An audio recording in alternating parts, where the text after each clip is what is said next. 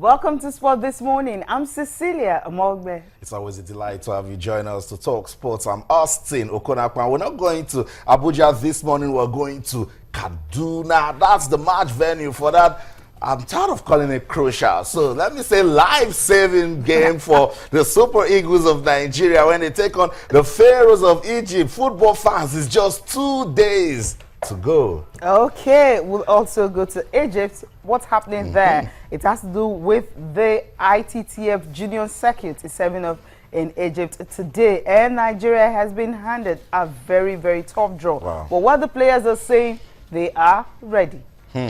Cecilia, why can't Egypt just leave us alone? Egypt in football, Egypt in boxing, Egypt in tennis, Egypt in table tennis. I don't know. Egypt everywhere. I know. You know, sometimes it happens in Nigeria also, international classics. You know, the Egyptians are already getting ready for the international classics coming up in Lagos much later in the year. So Lagos sometimes comes to the map, Nigeria comes to the map. It just happened that this period, they're hosting the tennis championship, and of course, we are playing Egypt and on Friday. Oh, so they'll be saying, okay, even if their junior stars beat us in this junior circuit, we'll meet them again at the Lagos Open. You know what I'm saying? So, I don't know, Egypt everywhere, but it's all good. We were talking about these guys yesterday. We said we liked the fact that we're talking about talent discovery and development. Now, a tough draw. They're going against the Egyptians, and that's, for me, is good experience. Let them go there. If they win, fantastic. If they don't, learn from the lessons. They definitely learn from the lessons. In the boys cadet singles event, you have Abayomi Animashaun. Right. He has been drawn in Group 14 alongside two Egyptian players. You have Mohamed Abdelghani and Omar Alam. Then Amadi Omer, he's in Group 15 with other two Egyptian players, Mohamed El Zaki and Karim Kadil. Wow. So not a good one for these two guys at all. Then in Group 16, you have Aziz Sholanke and Sunday Akomolafe has been drawn in the same group with another Egyptian pair, Yusuf Said and Mahmoud Mahdi. Then also in the mini boys cadets event, where you have Animasha also battle another Egyptian player, Zahid El Shawa and Ame Mafaz in Group 3. So in the junior boys grouping, also the three players, the Nigerian players, Sholanke, Akomofale, and of course Ome, will battle their Egyptian counterparts for place in the second round of the championships, which is starting today. So today they're already getting ready for business. They left yesterday. That's right. And before they left, the Nigeria Table Tennis Federation president, talking about Wahid Oshodi, he says that the players should be good ambassadors and also make the country proud. He says he knows they're champions already, but all they need to do is to take the chance, the opportunity to prove themselves and ensure that, well, they display what sportsmanship spirit throughout the competition. And another thing is the one actually sponsoring them for this tournament. Well, big ups to him. Well done, Nigeria Table Tennis Federation. Well done, the president. We keep saying it, that everything rises and falls on leadership. But let's concentrate on the words he said. He said it's an opportunity, it's a chance, take it, prove yourself. Because you're just youngsters. No one talks about you guys, but I know you guys are already champions. Good motivation. And if you go to Egypt, when you have that in the back of your mind that, hey, my president has said I'm a champion already.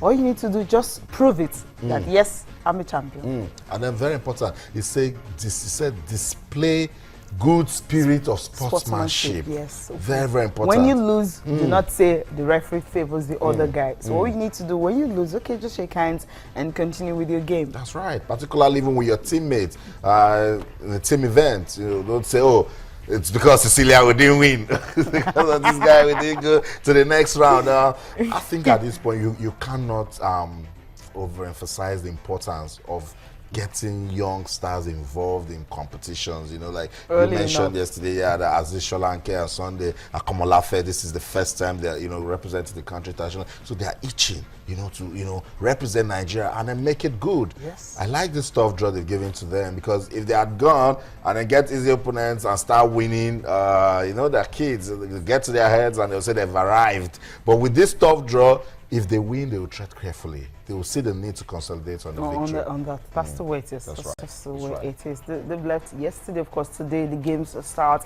and hopefully the opening round they can get into the second round, and from there there's so much for them to actually achieve in Egypt.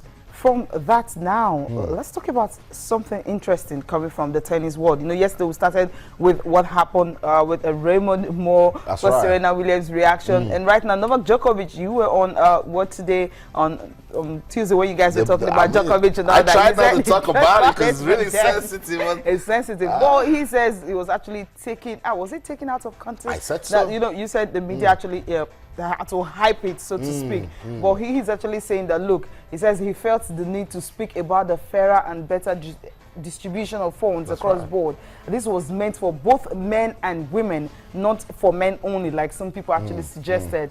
We all have to fight for what we deserve. This was never meant to be made into a fight between genders and differences in payment, but in the way all players are rewarded for their play and effort. This was my view all along, and I want to apologize to anyone who has taken this the wrong way. I also made mention of the US Open Grand Slam that Serena was seeking for, 22nd Grand Slam title, whereby more people actually watched her more than they watched the men's final. You know, looking at it from that other angle, it seems that, okay, since Serena was able to put that much crowd, she should have been paid higher. That was what he was trying to say. But they actually took the part that when he says, look, the men's tennis attracts more viewership, attracts more, they sell more tickets and all that, then they can get more money. But he says it's across board. If, for instance, this particular final, you have more people actually, paying to watch the women, then the person gets more money in that particular. That was what he was trying to do. That's right. But I think that really is not necessary. Just have the equal prize money, and that's it. To avoid. Cecilia, I love the fact that we are setting the record straight. I knew they blew Djokovic off the start line with what he said.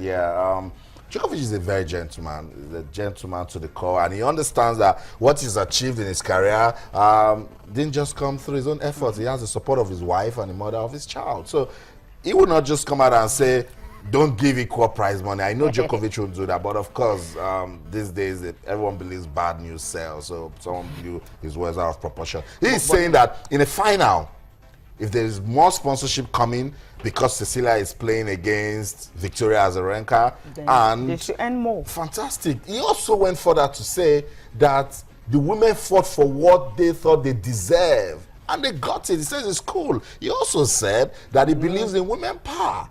He also said that he understands that women go through some sort of hormones and some challenges, and they still play competitive tennis. How come that report didn't say that?